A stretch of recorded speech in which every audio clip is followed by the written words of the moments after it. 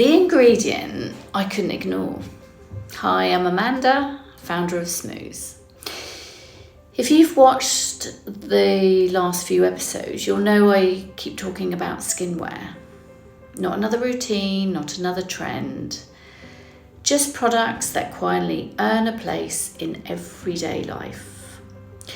And in the last episode, I shared something very personal with my melanoma diagnosis, which made me question everything I thought I knew about what we put on our skin.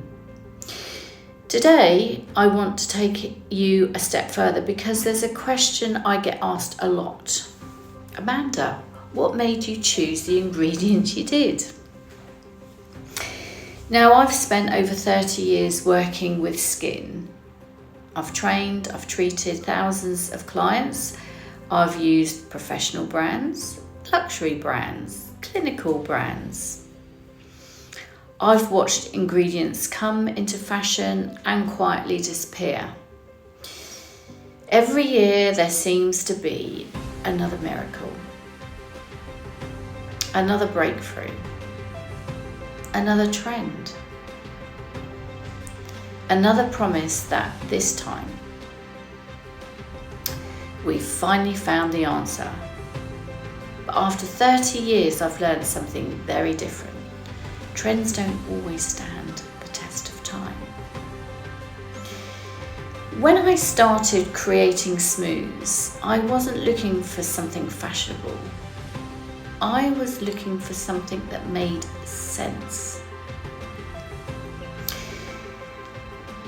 My clinical aromatherapy training taught me something important. Nature has spent millions of years getting things right. Plants produce extraordinary oils. Botanicals contain compounds we're still learning about. The more I studied, the more I realised sometimes the oldest ideas deserved another look. Now, I don't start with an ingredient and ask, what can I make with this? I start with the skin and ask, what would it recognise? And that question sat quietly in the background for years, until a few curious people started asking whether we'd overlooked something important. So I went looking. Not for something new, something that had quietly stood the test of time while the industry moved on to the next big claim.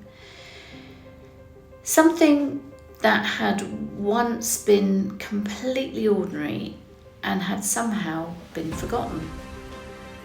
I started reading the research, studying compositions, understanding why people who used it were having so much positive experience.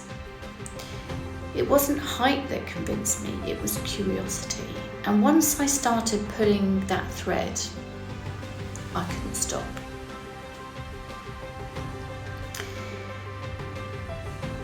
Now, that's something you'll probably notice about me. I don't like following the crowd. I like asking questions, why and how. And how does this really make sense? Because that's how SkinWear was born, not from trying to make another product, but from trying to think differently. As I kept building this collection, something else became obvious. I didn't want 20 products. I don't want a confusing routine. I wanted people to have that feeling that when they opened their bathroom cabinet, I wanted the same feeling they have when they open their wardrobe. They don't reach for everything. They reach for the pieces they trust, the ones they generally miss if they weren't there, the ones that quietly become part of everyday life. Yesterday, I dropped my golden elixir. I wasn't thinking, I hope I can make another one. I thought, thank goodness it didn't smash. And that's exactly the feeling I wanted to build. So next time you hear people talking about the newest breakthrough, maybe ask a different question. What if the answer was never new at all? In the next episode, I'll open the wardrobe and I'll introduce you to the remarkable ingredient that quietly changed everything for me. This is SMOOoZE. This is SkinWear. Wear it